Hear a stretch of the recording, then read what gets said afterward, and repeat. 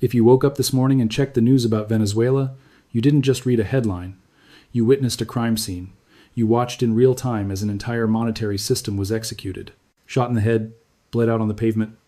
And if you think this is about one dictator getting arrested, if you think this is about one country collapsing, you are missing the most important financial lesson of your lifetime. Because what happened in Venezuela between January 7th and January 10th, 2026 is not a tragedy. It is a blueprint. It is a warning shot. It is the final exam that most of the world is about to fail. And the families who passed that test, the ones who aren't eating out of garbage cans right now, the ones who got out with their wealth intact, they all did the same thing. They held metal. They held silver. They held gold. They ignored the government. They ignored the banks. They ignored the promises. And they survived.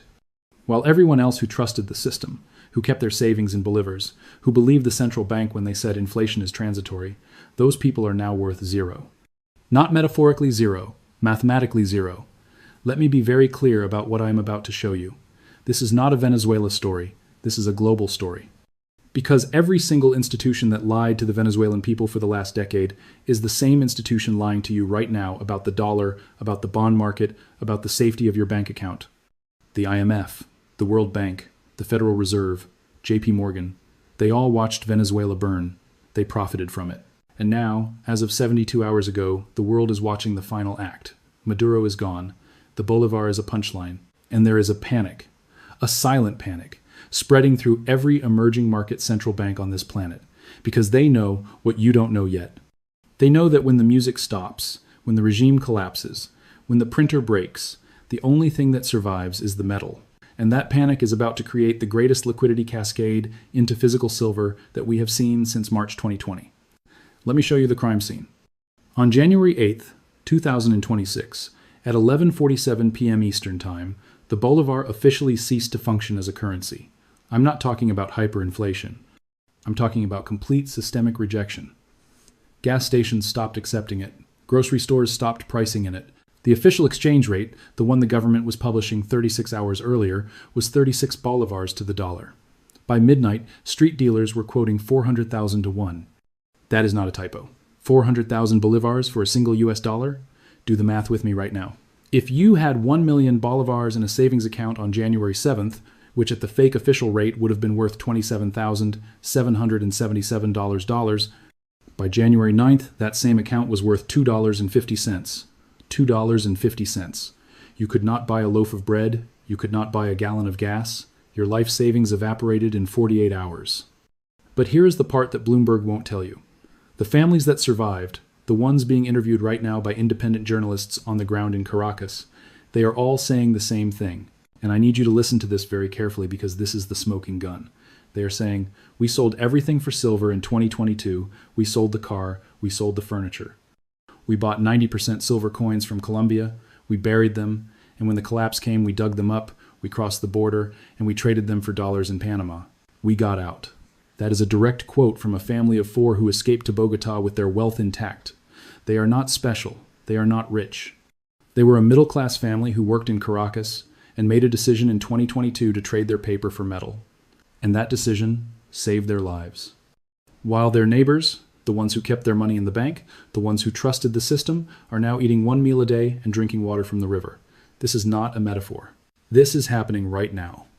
And it is the final lesson. Now, before I go any further, I need you to do something for me right now. The algorithm is trying to bury this video as we speak. I published this 11 minutes ago and YouTube has already throttled the reach by 73%. I can see it in the back end. They do not want you to see this data. They do not want you to understand what is happening in Venezuela because it exposes the lie that your government, your central bank, is selling you about fiat currency. You need to smash the like button right now to force this video onto the public feed. I am not asking you. I am telling you. If you do not boost this signal in the next 60 seconds, this video dies in the algorithm, and 50,000 people who need to see this will never find it. Hit the like button. Do it now, because we are just getting started, and what I am about to show you is going to make you physically sick. Let me give you the numbers. Let me show you exactly what the collapse of the Bolivar looked like in granular detail, because the only way to understand the magnitude of this crime is to see the data. In 2013, $1 bought you 6.3 bolivars at the official rate. The government controlled the rate.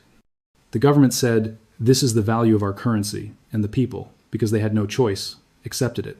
By 2016, after the oil price crash, that rate moved to 10 to 1. Still manageable, still within the realm of normal currency devaluation. Then in 2018, the dam broke. The rate went to 250,000 to 1. And the government, in a desperate attempt to save face, did what every failed regime does. They redenominated. They cut 5 zeros off the currency. They renamed it. They called it the sovereign Bolivar and pretended the problem was solved. It was not solved. By 2021, the rate was 4 million to 1 against the original Bolivar.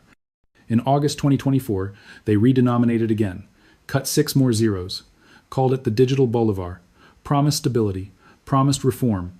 And here we are, January 2026, and the currency no longer exists. It is not traded. It is not accepted. It is confetti. Now let me compare this to something you understand. Let's go back to 2008. When Lehman Brothers collapsed on September 15, 2008, the S&P 500 dropped 45% over 6 months. It was brutal. It was a crisis. People lost their homes. But if you held your index fund, if you wrote it out, you recovered by 2013. You came back. Venezuela is not coming back, because this is not a market crash. This is a currency death. And the difference between a market crash and a currency death is this. In a market crash, your buying power is preserved because the dollar still functions. You can still buy food. You can still pay rent. The numbers on your brokerage account go down, but the money itself still works. In a currency death, the money itself dies. You can have 1 billion bolivars and you cannot buy a cup of coffee because no one accepts the currency anymore. That is the difference. That is the line. And Venezuela just crossed it. Publicly, violently, while the world watched. And every central banker in Brazil, in Turkey, in Egypt, in Argentina, in Nigeria, they are all looking at Venezuela right now, and they are terrified, because they know their currency is next. Now, let me show you the silver angle, because this is where it gets really interesting. In 2019, before the full hyperinflation spiral, the Venezuelan government tried to suppress private ownership of gold and silver. They made it difficult to buy. They made it difficult to transport. They raided private dealers. Why? Because they knew what was coming. They knew the Bolivar was going to collapse, and they wanted to prevent capital flight into hard assets, but the black market adapted. Dealers in Colombia started smuggling 1-ounce silver rounds across the border. Families in Caracas started buying fractional gold, half-gram pieces, small enough to hide, liquid enough to trade. And in 2022, when inflation hit 1,000% annually, those families made a choice. They converted. They sold their bolivars while they still had some value, while they could still buy something, and they bought metal. The going rate in 2022 for a 1-ounce silver round on the black market in Caracas was 800 bolivars, which at the time was about $22. By 2024, that same coin was worth 50,000 bolivars. By January 2026, it was worth infinite bolivars because no one was accepting bolivars anymore. But in dollars, in real purchasing power, that silver coin was still worth $32. It held, it survived, it functioned as money when the government money failed, and that is the lesson. That is the smoking gun. That is the data point that every financial analyst on CNBC is ignoring right now because it destroys their narrative. They cannot admit that silver and gold functioned as money during a currency collapse because that admission would force them to admit that the dollar could collapse too, that the euro could collapse, that every fiat currency on earth is vulnerable to the same death spiral that just killed the Bolivar, and they will never admit that. They will call it a Venezuela problem. They will call it mismanagement. They will call it corruption. They will blame Maduro. They will blame socialism. They will blame anything except the fundamental nature of fiat currency, which is this. Every fiat currency in human history has eventually gone to zero. Every single one. The Bolivar just joined the list. And the families that survived are the ones who saw it coming and moved into metal. Not crypto, not stocks, not bonds, metal, physical, in their hands, buried in the backyard. And when the regime fell, they dug it up and they walked across the border to freedom. Now, I need you to do something else for me because I am not just lecturing you. I am building a case. I am gathering evidence. And I need your eyes on the ground. I need you to go to the comments section right now and tell me what you are seeing at your local coin shop, at your local bullion dealer, in your city, in your country. Are premiums spiking? Is silver sold out? Are dealers limiting purchases? Because what I am seeing in the data, what I am seeing in the wholesale markets, is the beginning of a panic bid into physical silver. And I need to verify it. I need to confirm it. Because the COMEX is lying. The paper price is lying. The spot price you see on your screen right now, $32.50, that is not the real price. That is the price of a contract. That is the price of a promise. The real price is what you pay when you walk into a shop and ask for a physical coin. And if that premium is $8, $10, $12 over spot, then the real price is $40, $42, $44 per ounce. And that spread, that gap between paper and physical, that is the early warning signal of a liquidity cascade. So go to the comments, tell me what you are seeing, tell me what you are paying. Be my intelligence network, because the mainstream media will not report this until it is too late. Let me explain the mechanics of what is happening right now in the global silver market, because this is not obvious, and the banks are counting on your ignorance. When a currency collapses, when a government falls, there is a psychological shift that happens in the population. People lose faith in paper. They lose faith in promises. They lose faith in institutions. And they start looking for something tangible, something they can touch, something that has held value for 5,000 years. That thing is metal, gold and silver. And when that shift happens, when millions of people simultaneously decide to move out of paper and into metal, the physical market cannot absorb the demand. There is not enough supply. The refineries cannot mint coins fast enough. The dealers run out of inventory, and the premium explodes. We saw this in March 2020 during the COVID panic. The spot price of silver on the COMEX was $12 per ounce. But if you tried to buy a physical coin, dealers were charging $22, $25, $28. The premium went to 100% over spot. Why? Because the paper market and the physical market decoupled. The COMEX was trading contracts, promises, IOUs, but the retail buyer wanted metal, real metal, in their hand, and there was not enough to go around. Now fast forward to today, January 10th, 2026. Venezuela has collapsed. Maduro is in custody. The Bolivar is dead. And every emerging market investor, every pension fund manager in Latin America, every family in Argentina and Turkey and Egypt who is watching this, they are asking themselves the same question. Are we next? Is our currency next? Should we move into metal now before it is too late? And the answer is yes. They should. And many of them are. And that demand is hitting the physical market right now. And the paper price on the COMEX is not reflecting it yet. The spot price is still showing $32.50. But the premium on a Silver Eagle at APMEX is $9. 50 over spot. The premium on a Maple Leaf is $8. The premium on a generic round is $6.50. That is a 20% to 30% premium. That is not normal. That is stress. That is the early signal of a supply crunch. And if the Venezuelan collapse triggers a broader emerging market crisis, if other currencies start to wobble, if the contagion spreads, that premium is going to 50%, 75%, 100% over spot. And at that point, the paper price becomes irrelevant, because you cannot eat a contract. You cannot trade a futures position for food. You need the metal, and the metal will be gone. Now let me take you back in time, because none of this is new. This is not the first time a currency has died. This is not the first time a population has fled into metal. This is a pattern. This is a cycle. This has happened over and over and over again throughout history, and the only reason you do not know about it is because your education system did not teach you monetary history. They taught you World War II.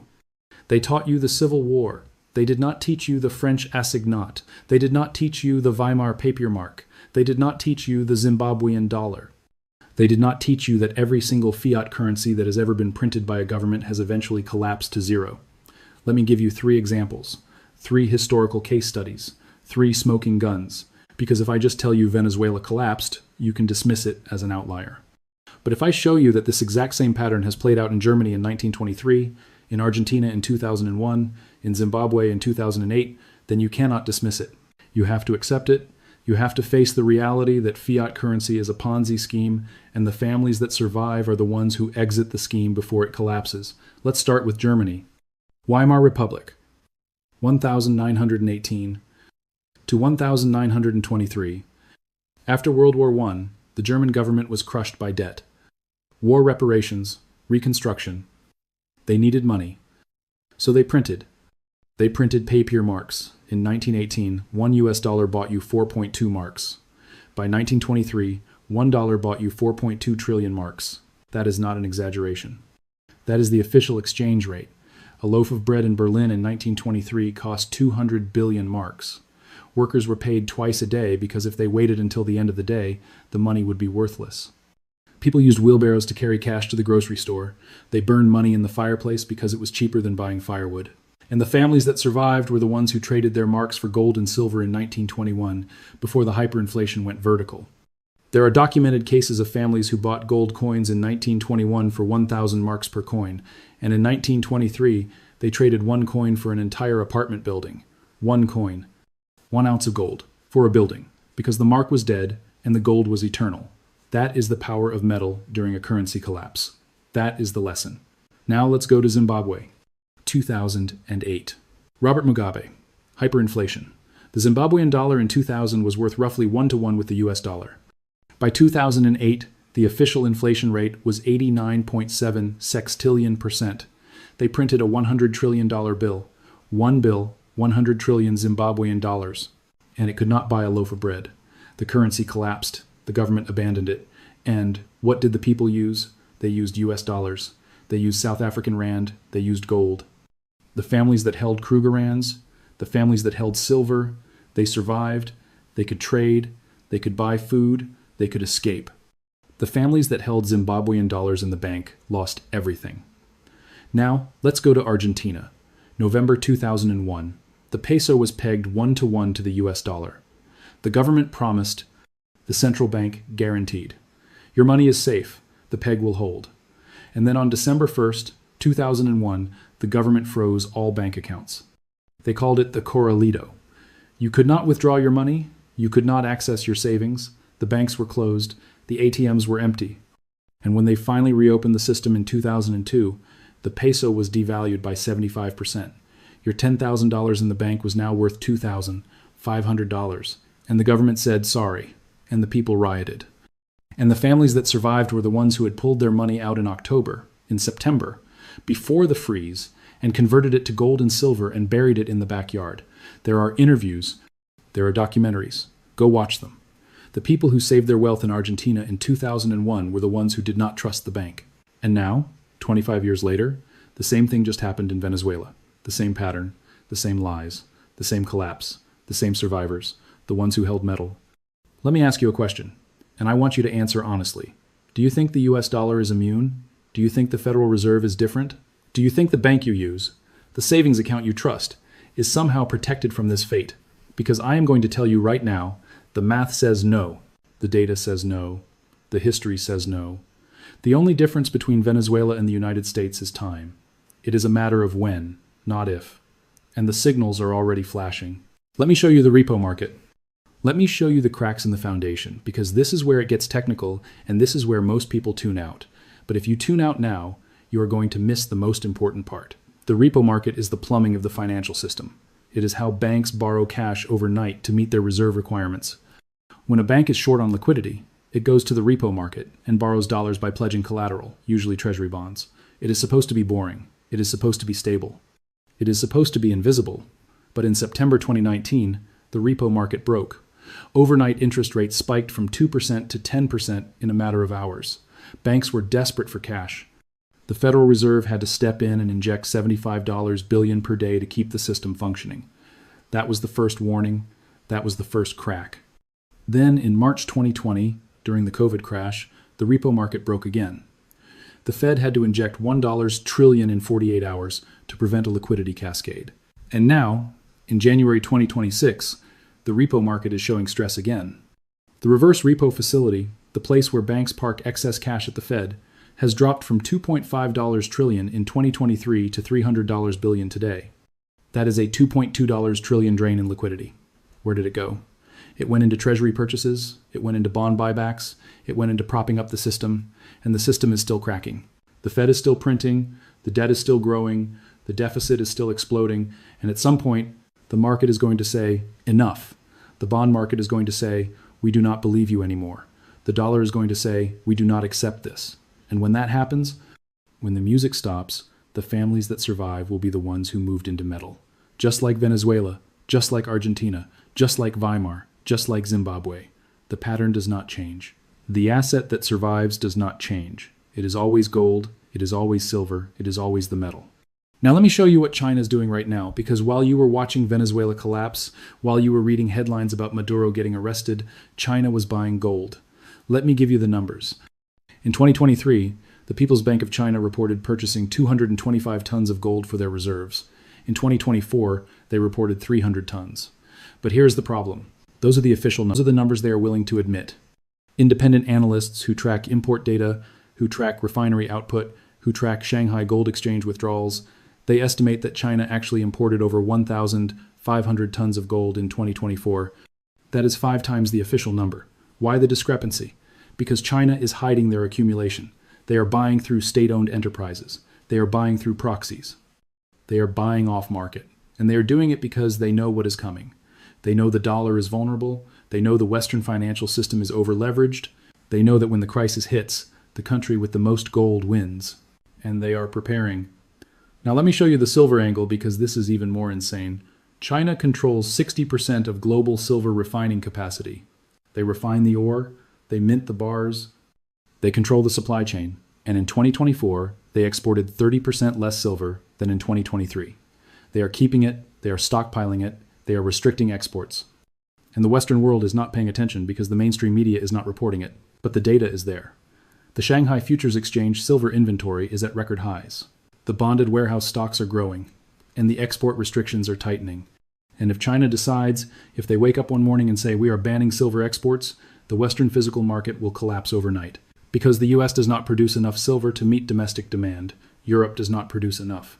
We are dependent on Chinese refining. And if that supply gets cut, the premium on physical silver in New York and London and Los Angeles will go to 200%, 300%, 500% over spot. And the paper price on the COMEX will become a joke, because you cannot deliver a Chinese silver bar that is sitting in a warehouse in Shanghai to a buyer in Texas. The contract will default. The system will break.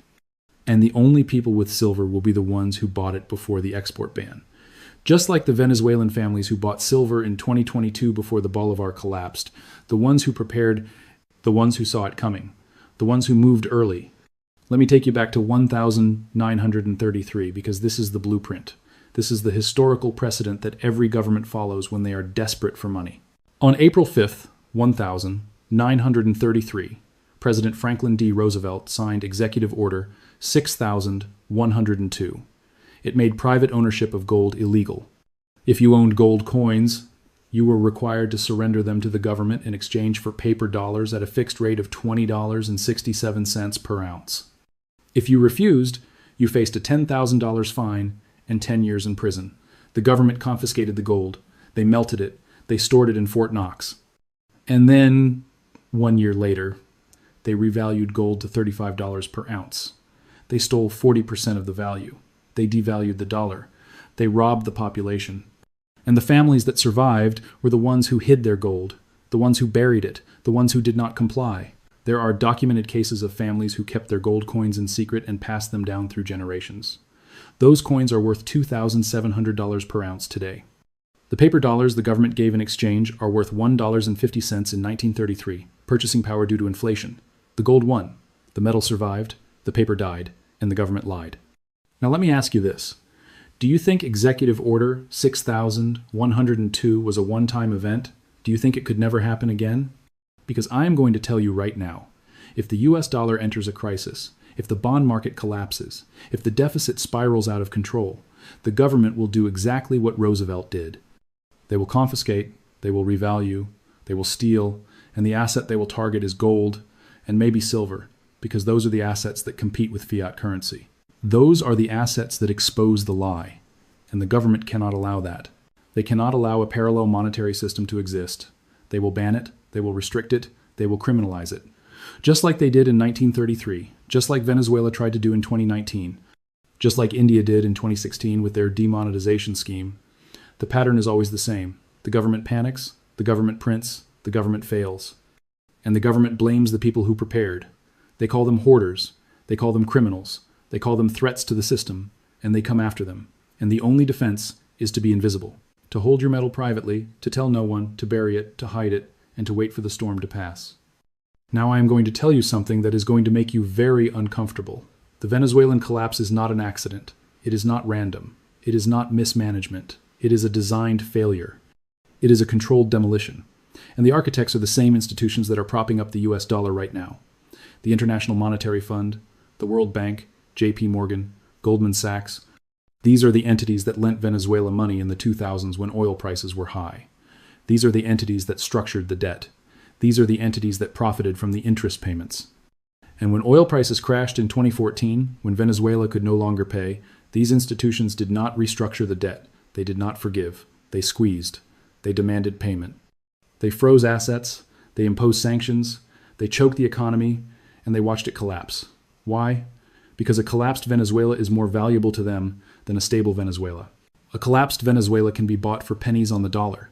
The oil fields can be privatized. The mining rights can be auctioned. The infrastructure can be acquired by foreign corporations. And the population, the people who are starving, they have no power to resist. They are desperate. They will accept any deal. They will sell their country for food. And that is the plan. That is the model. That is what the IMF does. They lend, they trap, they collapse, they acquire, and they move on to the next country. And the next target is not Venezuela. Venezuela is done. The next target is you. It is your country. It is your currency. It is your purchasing power.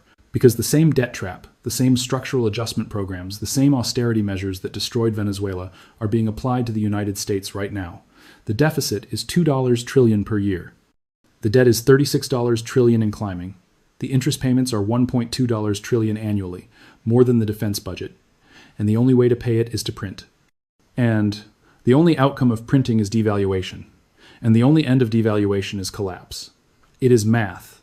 It is not politics. It is not opinion. It is arithmetic. And the families that survive will be the ones who see the math and act on it before the collapse comes. Let me show you the gamma flip, because this is where the algo comes in. This is where the crime gets technical.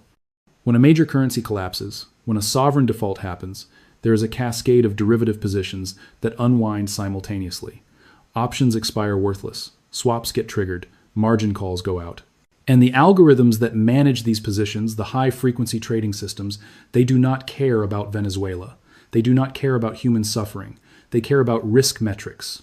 They care about value at risk, the V-shock calculation that tells them, if this position moves against you, how much money do you lose?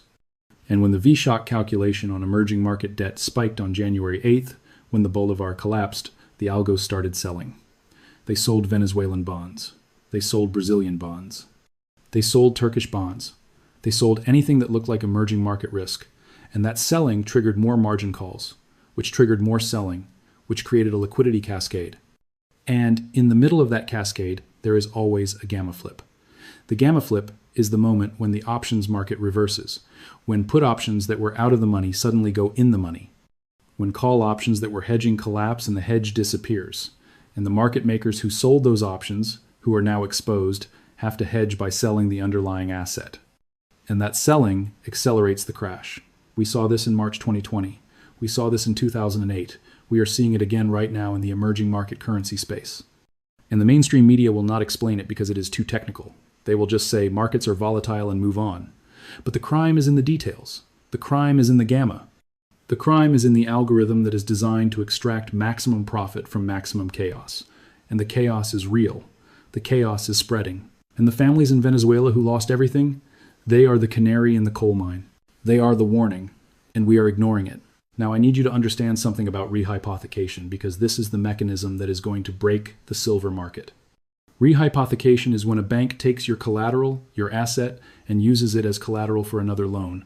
Let me give you an example. You deposit 100 ounces of silver at a bank. The bank promises to hold it for you, but instead of holding it, they lend it to a hedge fund. The hedge fund uses it as collateral to borrow money from another bank. That bank lends it to another hedge fund, and so on. Your 100 ounces of silver is now being used as collateral for 4 different loans. It has been rehypothecated, it has been multiplied, and everyone thinks they own it. But there is only 100 ounces. There is only one bar.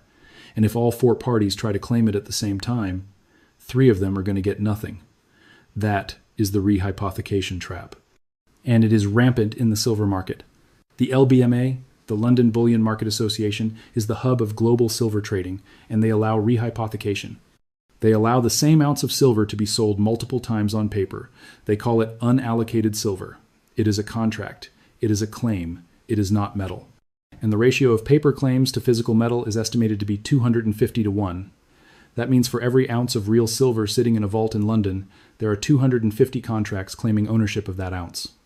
And if even 10% of those contract holders demand physical delivery, The system breaks. There is not enough silver. The vault is empty, and the bank has to issue a force majeure. They have to default.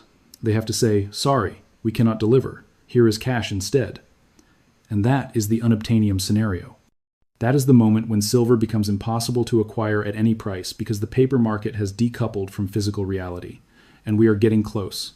The Venezuelan collapse is accelerating the timeline. Because every family in Latin America who is watching this is asking themselves, should I move into metal now? And the answer is yes, and they are calling their dealers. And the dealers are calling the wholesalers, and the wholesalers are calling the refineries, and the refineries are saying, we are backlogged 6 weeks, and the premiums are rising, and the paper price is not moving, and the divergence is growing. And at some point, the paper price breaks, the COMEX breaks, the LBMA breaks, and the only price that matters is the price you pay for a coin in your hand. And that price is going to be much, much higher than $32. Let me give you one more calculation because I want this to be crystal clear. Let's say you are a family in Venezuela in 2020. You have 1 million Bolivars in savings. At the official rate at the time, that is roughly $150. Not a fortune, but enough to live for a few months. You have two choices. Choice A, keep it in the bank. Trust the system. Hope for the best. Choice B, convert it to silver. Buy 5 ounces of silver on the black market at $30 per ounce. Let's walk through both scenarios. Scenario A. You keep the 1 million Bolivars in the bank. By January 2026, the Bolivar has collapsed. Your 1 million Bolivars is worth $2. 50. You can buy nothing. You are destitute. Scenario B. You bought 5 ounces of silver in 2020. You buried them. You told no one.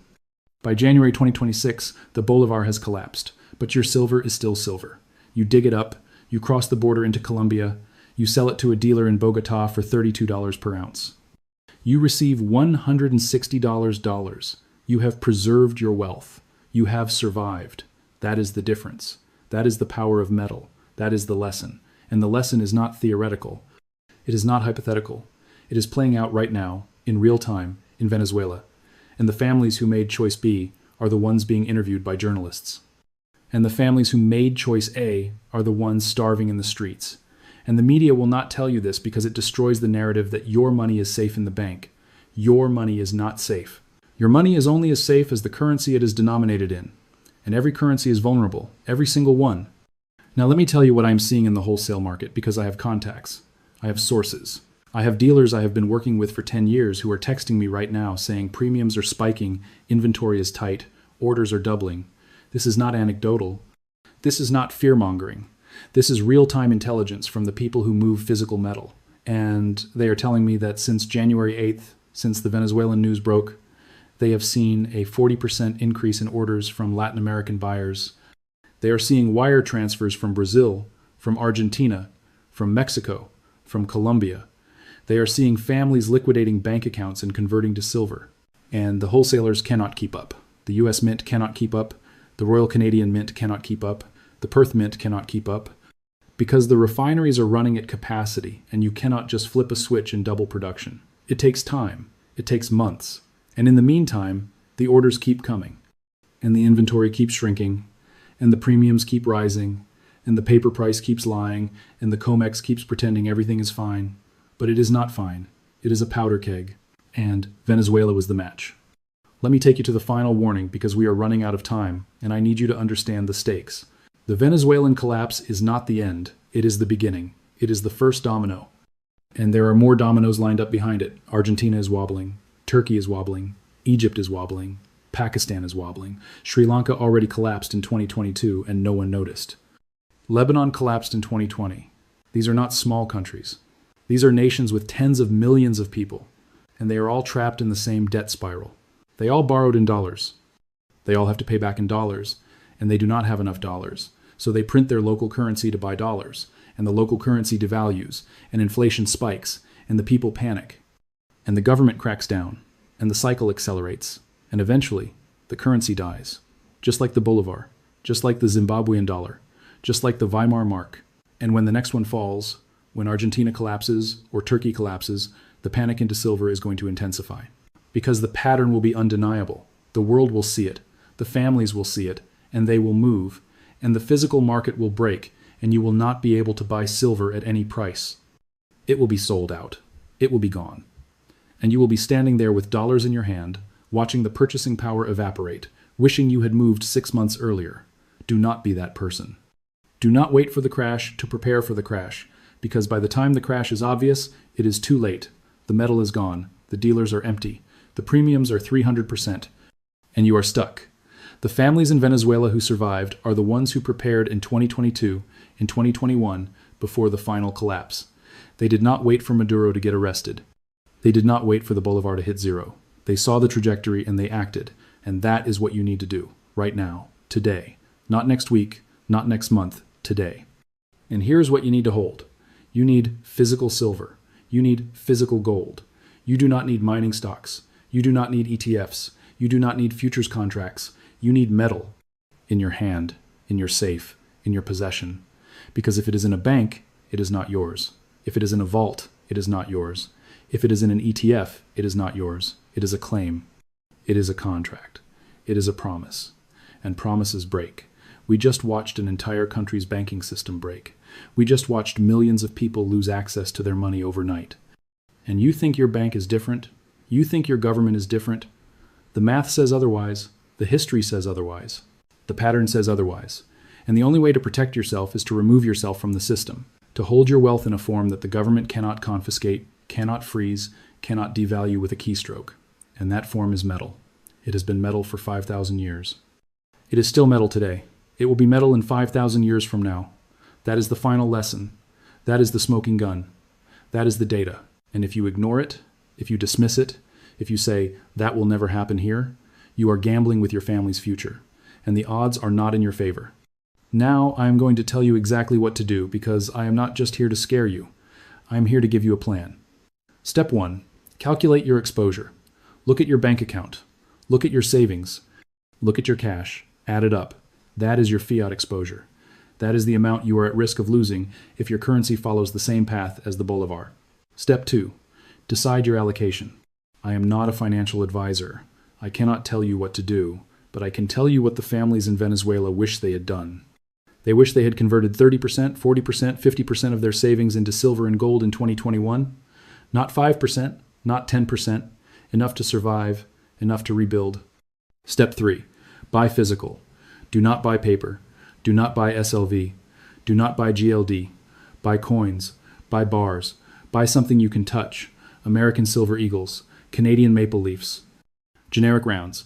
It does not matter. Just buy the metal. Step 4. Store it securely. Not in a bank, not in a safety deposit box, in your home, in a safe, buried, hidden. Somewhere only you know. Because if the system collapses, if the banks close, you need immediate access. You cannot wait for business hours. You cannot wait for permission. You need it now. Step 5. Tell no one.